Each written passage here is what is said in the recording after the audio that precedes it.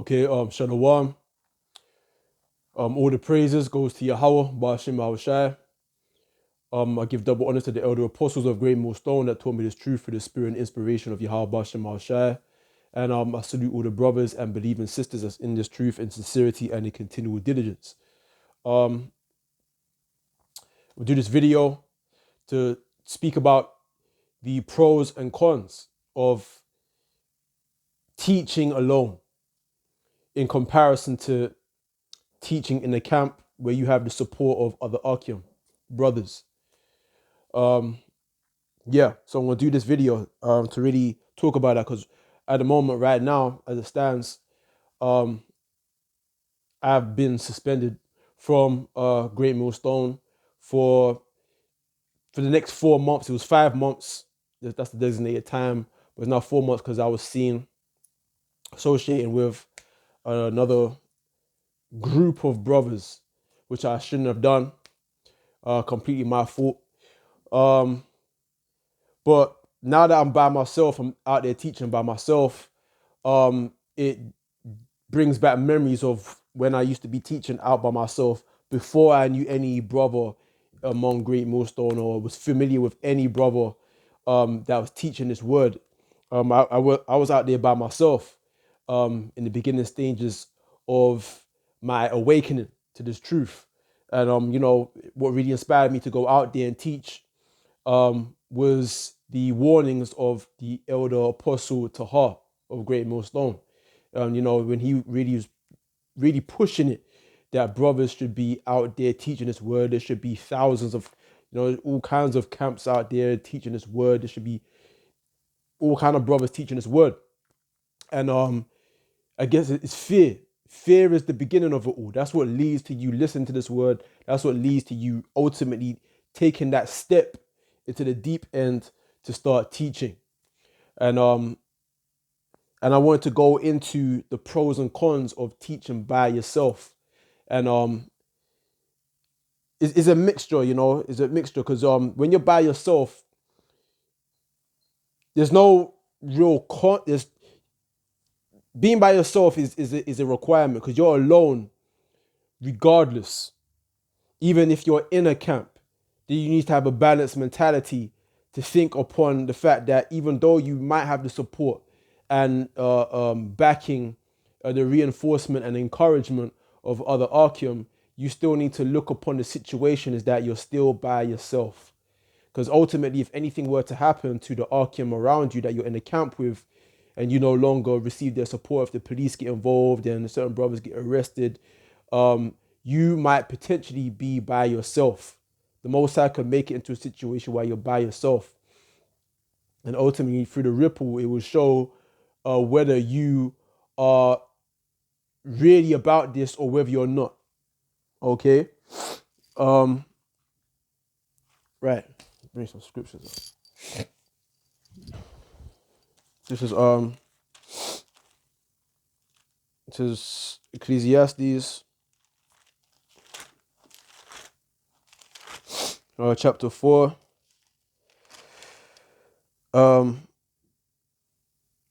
Verse 6. Better is an handful with quietness than both the hands full with travail and vexation of spirit. Then I returned and saw vanity under the sun.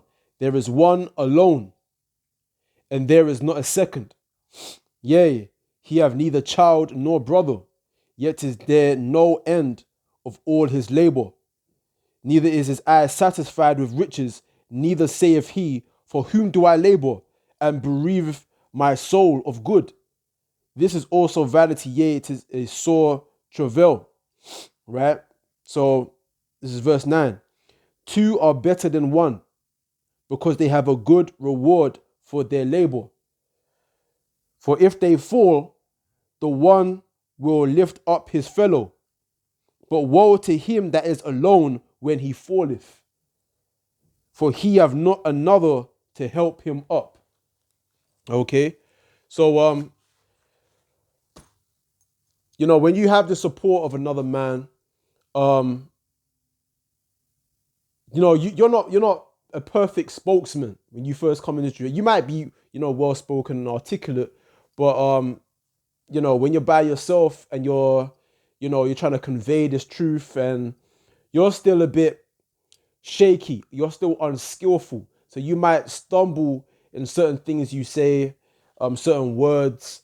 You might stumble in your thoughts, and you might come across like you might not know what you're talking about. But if you have another man that's laboring with you, he can support you and correct you whenever you're going off or you're erroring, or you might support you and encourage you. But when you're by yourself now, um, is to a person of the world that's listening to you, you might come across like you're either crazy, or you don't know what you're talking about, or you're naive, all right, weak. They'll count your life as being madness. The scriptures speak about that, right? So that's the cons of that's a con of teaching by yourself. This is how you're gonna appear to be in the eyes of the world. You know, this is First Corinthians. Excuse me, I just went past it. It's First Corinthians 3, um, verse 8. Now ye are full, now ye are rich, ye have reigned as kings without us, and I would to God ye did reign, that we also might reign with you. For I think that God have set forth us the apostles last, as it were appointed to death, for we are made a spectacle unto the world, and to angels, and to men. Right? Right. So you're seen as a spectacle unto the world. So if you're by yourself, you're gonna be seen as more of a spectacle because you're by yourself. People gonna know your face. Or that's that guy that teaches at that town, that at that specific place, at specific time. You know what I mean? So we are fools for Hamashiach's sake, but ye are wise in Hamashiach. We are weak, but ye are strong. Ye are honorable, but we are despised. Even unto this present hour, we both hunger and thirst, and are naked, and are buffeted, and have no certain dwelling place, and labor, working with our own hands. Being reviled, we bless. Being persecuted, we suffer it. Being defamed, we entreat. We are made as the filth of the world, and are the offscoring of all things unto this day. Right. So if you're in a camp, that still applies to you if you're in a camp, but if you're by yourself, even more so, because more pressure is going to be on you, you see, because you have to understand there's something called a herd mentality. Like, people in the world, they get a sense of security by being among other people, by moving in a crowd, by moving in a multitude. Everybody's on their phone trying to be comforted by the voice on the other side of the phone. Being with their friends, they need to be in a relationship with somebody, they need to get attention, affection. You always need this external comfort from other people. But like, if you're by yourself and you're out there doing something that the world is not familiar with, because the world doesn't promote the word of God. It really doesn't. Okay, it promotes wickedness. It promotes doing as thou wilt. So you're out here teaching about God, and you're by yourself. It's gonna come off a certain way. You're gonna be seen as the filth of the world, and are the offscoring of all things unto this day. So that's gonna apply even more so to you. You're gonna be seen in the eyes of the people as even more filthy, detestable, crazy, off scoring. That's the pressure that you're gonna have to deal with by being out there by yourself. You're gonna have demons fucking with you, demons telling you that you're crazy, that you should pack up and just go home when you're out there by yourself. Because I had that on me. You see, I remember the first beginning years of me teaching, and first I taught in a more secluded place. There was people walking past here and there, but as I gained more confidence, I tried to move to even more public place. And when that happened, that's when I felt them demons, them spirits of doubt, unconfidence. Okay. I had those type of demons fucking with me. And excuse my language. And The scriptures talk about, if you stand by this wisdom, it's going to stay with you. Hold on. Right. So this is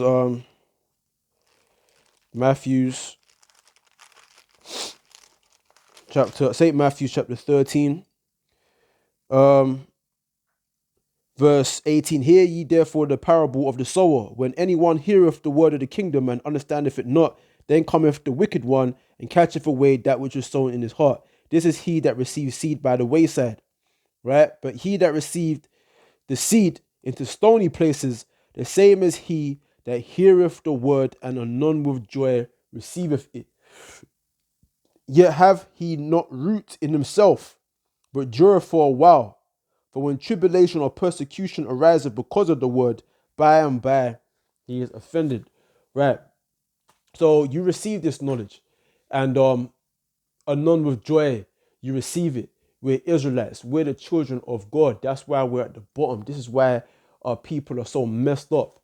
You all of a sudden you've been given, the Most High has given you all these answers as to why our people are so messed up in this planet Earth, why other races of people hate and despise us, why we hate and despise one another, why we can't get along with our women and vice versa.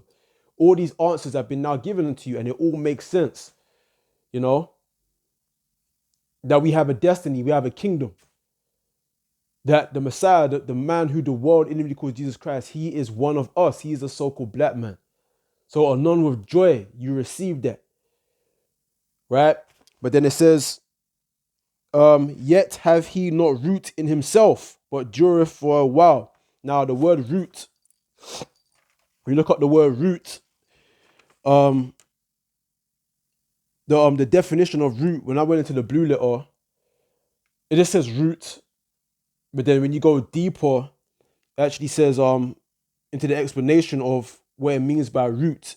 It means spoken of one who has but a superficial experience of divine truth, has not permitted it to make its way into the inmost recess of his soul. So root meaning spoken of one who has but a superficial experience of divine truth. Meaning superficial. When you look at the word superficial, it means existing or occurring at or on the surface. So you have like a surface level of understanding of this truth. You have a superficial, meaning it's all the outward, wearing the garments, the 12 tribes sign. You've got a superficial understanding what you think this truth is all about. When you come in, especially when you first come into this truth, you have a certain perception of what you think this truth is all about, because you've been watching a lot of the videos, you've been trying to decipher which camp is right for you. And a lot of the time, our people, what they do is they go to what they know. You have a lot of our people that have migrated towards the lane of IUIC, because IUIC, they give off worldly, a very commercial, a very commercialized version of the truth. They've it's got incorporated in it certain church, Christian church values. That's something that Jake can familiarize himself to. Do you understand? And that's why they kind of gravitate towards IUIC, because they give off the family vibe spirit, the kind of mirth spirit, the military kind of. It's very commercial, very superficial. You see, the wearing of the garments, that's right, bring it out. All of this, all of that. That's very superficial. That's a superficial understanding of what this truth is about. Very surface level. Okay, and that's right. So, and another a definition of superficial is appearing to be true or real only until examined more closely. Okay? So, you might appear to be true and real, okay, because you're in a camp. You're in a camp, you 5, plus men in your camp, and you got the 12 tribe sign there, okay? And you look strong because you're together. But you know, that examination, when you're examined more closely, is when the Most High makes it where you've been put out there by yourself. That's when it's going to be found whether you're about this or whether you're not, whether you have root. This seed has taken root in you, root into your soul, because like I said, the word root is spoken of one who has but a superficial experience of divine truth, has not permitted it, or divine truth, has not permitted divine truth to make its way into the inmost recess of his soul. So this truth has to go to your soul, man. This truth has to go to your soul, has to hit you, make you cry, make you go crazy. All kind of emotions are entering into you. You don't just receive joy. There's all a mixture of emotions that enter in when you receive the love of this truth. All kind of emotions: hatred, passion, zeal, okay, humility, zeal, man, passion, right? So all these emotions has to enter into your soul, is to take root within you, which is why you're able to go out there and feel like you've taken on this responsibility to go out there and profess this truth. You know, what did it say in, I believe it was Job? It says, I have not refrained my tongue from speaking the truth. Roughly paraphrased. I know it's in either Job or Psalms. Okay. So yeah, so let me go back to Matthew 13, verse 21. Yet have he not root in himself, but dureth for a while. For when tribulation or persecution arises because of the word, by and by he is offended. Right, because when you're out there by yourself and you see the multitude of the people walking past you, and you see the looks, you've got to say to yourself, wow, am I really about this for the long run? Because now that I'm out here by myself, people are going to recognize my face. They're going to be familiar with my face. And then it's almost like a curse that's being borne upon your shoulders, my shoulders, your shoulders, right? The fact that people are going to always know that you're that guy that stood out there and, speaking out there by himself with a garment on and no one was listening to him. You're going to have to take that on your shoulders, that burden onto your shoulders for the rest of your life. And when you're out there teaching by yourself, do you really want to take that on as your burden? And then it's going to decipher whether this divine truth has entered into your soul, or whether you don't want it to. And then if you're not a man of the Lord, by and by you will be offended, man. You will be offended, and that's the cons of being out there by yourself. Obviously, really, it's cons in terms of contrasting it to being in a camp full of other brothers, because really and truly, it's all part of the truth. But just by teaching by yourself, you could say that's a con. Okay. Right. Tribulation, and the word tribulation or temptation, right? A test or a trial of a man's holiness or character. I mean, this is bear me for a sec.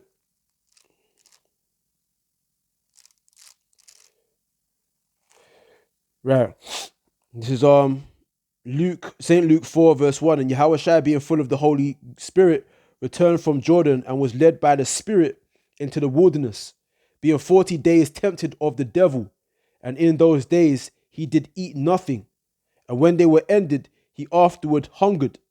And the devil said unto him, If thou be the Son of God, command this stone that be made bread. And Yahushua answered him, saying, It is written that man shall not live by bread alone, but by every word of God. Right. So when you're out there by yourself, it's almost like you're testing and proving your own self to see whether you are of this work. Okay. And Satan's gonna fuck with you because you're at your weak point. When you're by yourself, you can be easily broken. Okay. The scriptures say the devil goeth about as a roaring lion, seeking whom he may devour. You understand?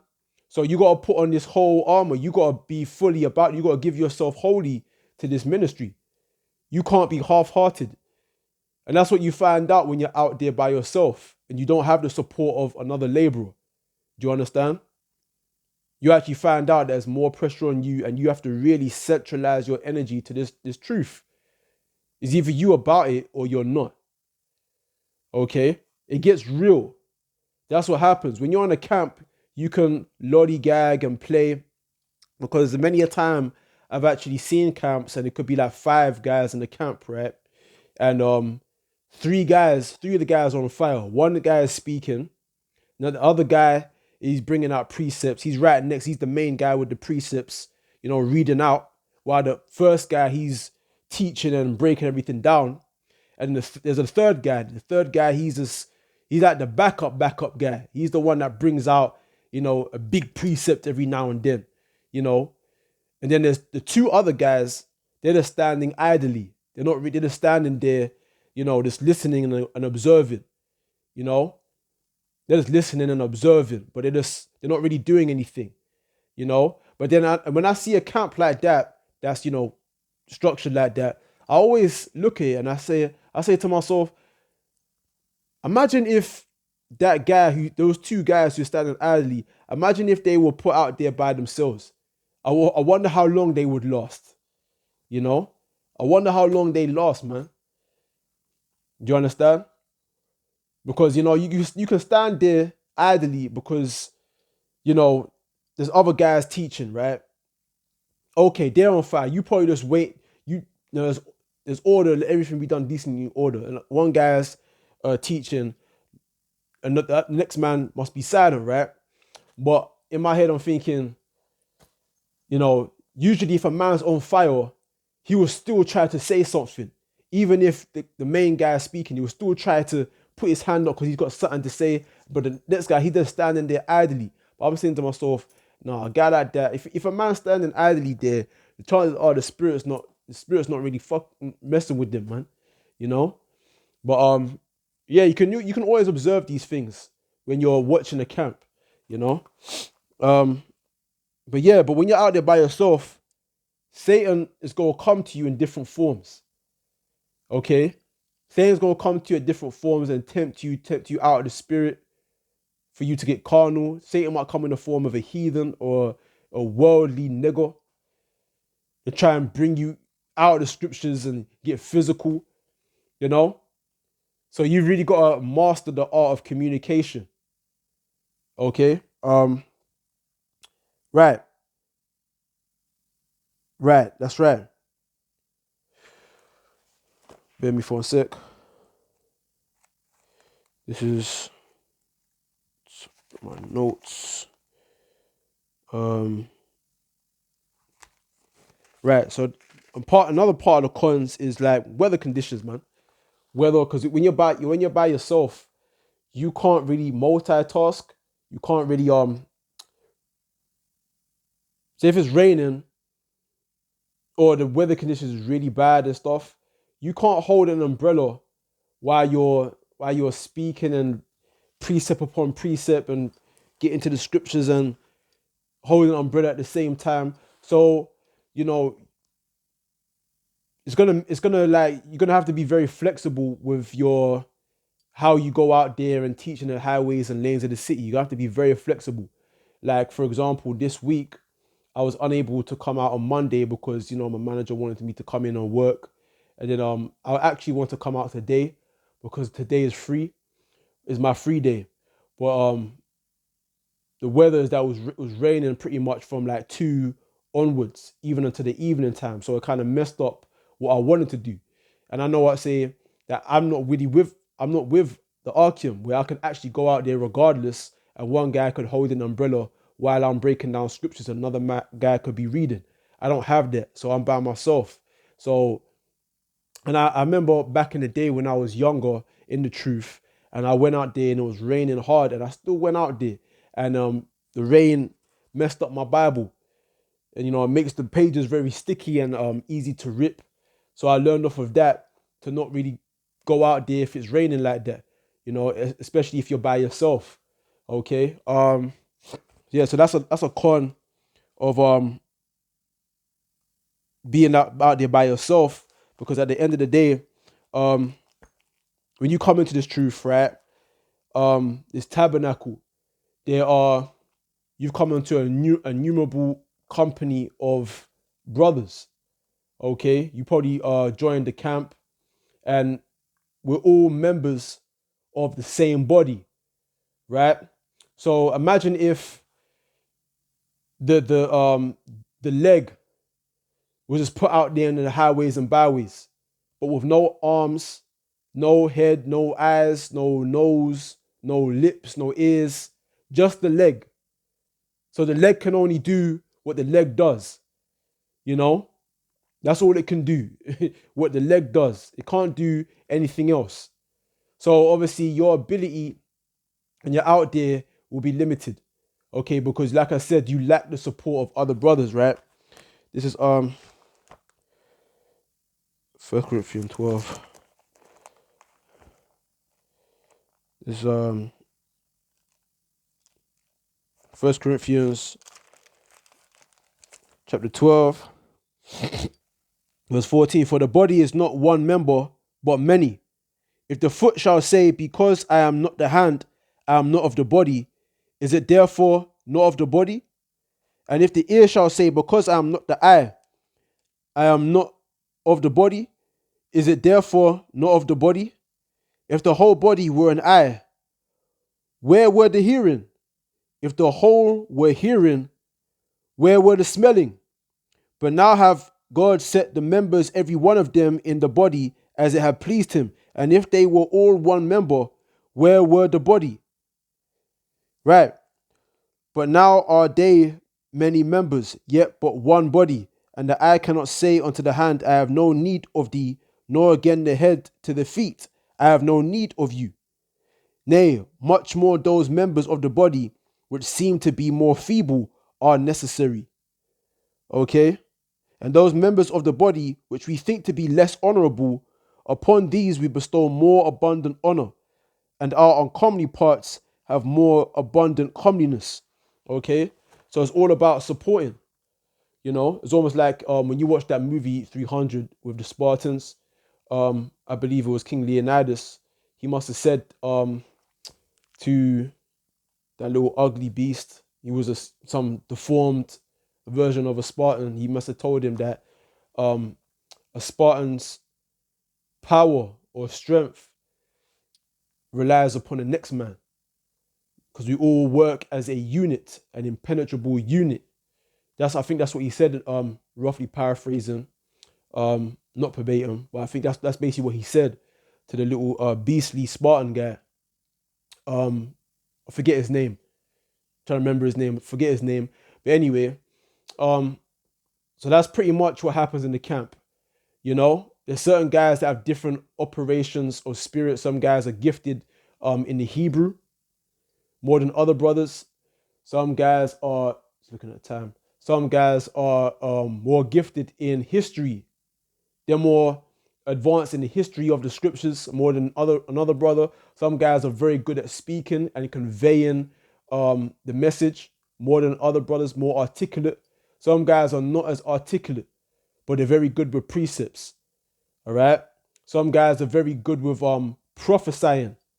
They deal into prophecy. They go into the articles and they filter what's going on out here in the open world through what's written in the scriptures.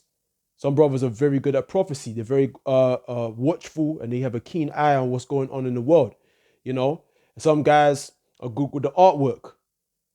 Okay, they're very good with um the computerized images, knowing how to put like a movie together. Do you understand? Like through media outlets.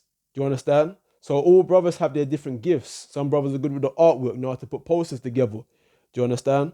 Some guys are more charitable. Okay, more charitable.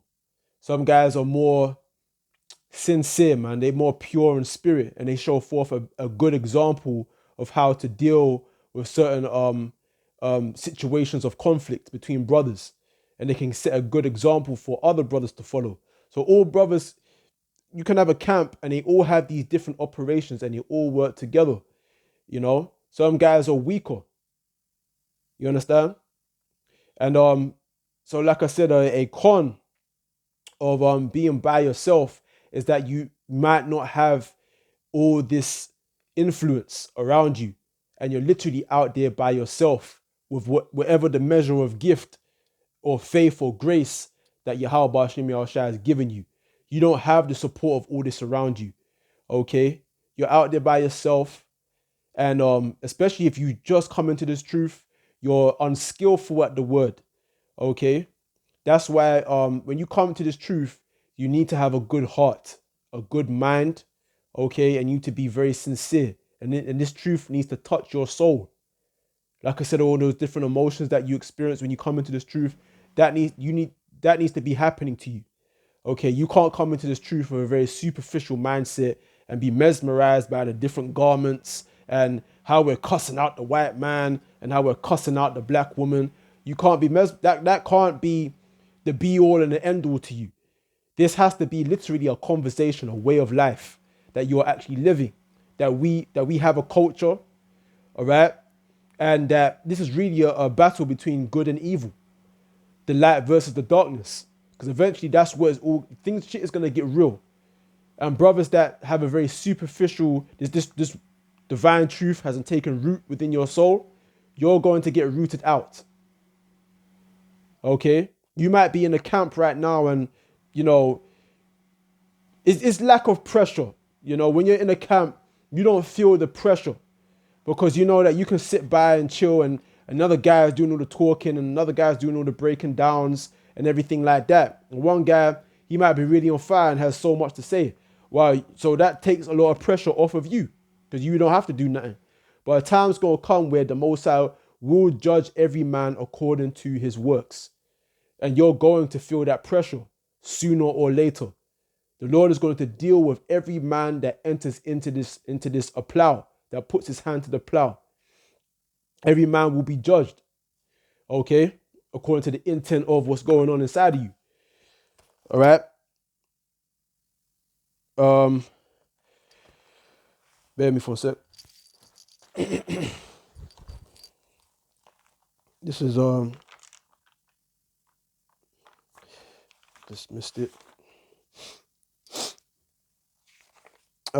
This is Sirach chapter 5, B10. Be steadfast in thy understanding, and let thy word be the same. Right? Be swift to hear, and let thy life be sincere. And with patience give answer. Yeah? So let your life be sincere. Very important. Very important. Okay? Sincerely receiving this truth. You know? Because at the end of the day, this is your walk with the Most High. This is your journey. This is your pilgrimage. You know, as I've said before, and I do say again, when you're in a camp or when you're in this truth, always try to see yourself as being alone, even though you're in the midst of an innumerable company of brothers. Always try to balance this out with being alone. Okay? Right.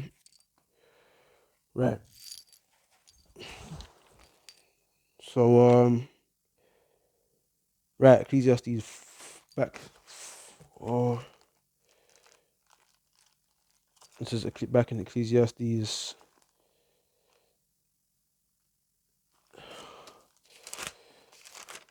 4 verse 9. Two are better than one, because they have good reward for their labor. For if they fall, the one will lift up his fellow. But woe to him that is alone when he falleth, for he have not another to help him up. Right?